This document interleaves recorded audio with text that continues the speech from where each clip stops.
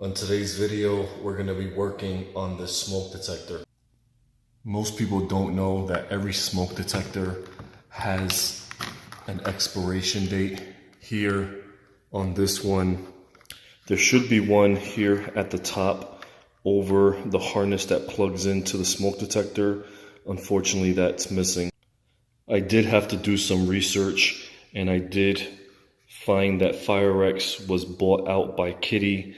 So I did call Kitty customer service and I gave them the model number, and I explained to them the situation, that the smoke detector did not have the proper tag that was needed to give me the expiration date. And they informed me that this model actually was discontinued. And when they looked, they saw that this was approximately 15 years old. So what we did was we actually decided to replace it. This is the new smoke detector that we're going to replace and install. You can see here on the back, it has May 22nd, 2018.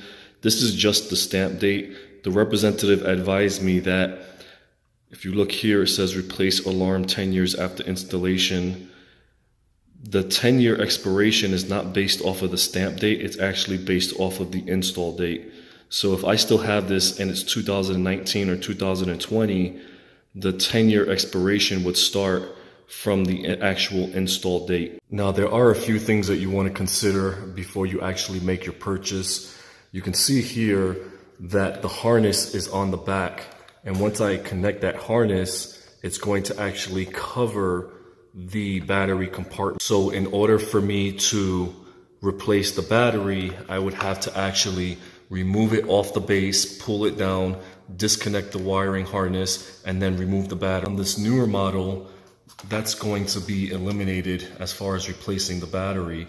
So once I install my base and I connect my wiring harness to the back, whenever I have an issue with the smoke detector, I literally can just slide the battery compartment open, pull the battery out, put the new battery in, and just keep it connected without having to do any extra work. There is another model on the market, and they actually have the battery right in front.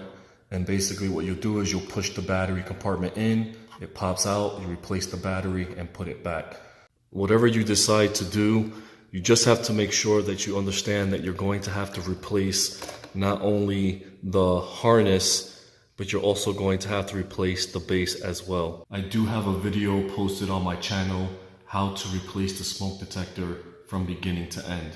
If this video was a help, if it was informational, please subscribe.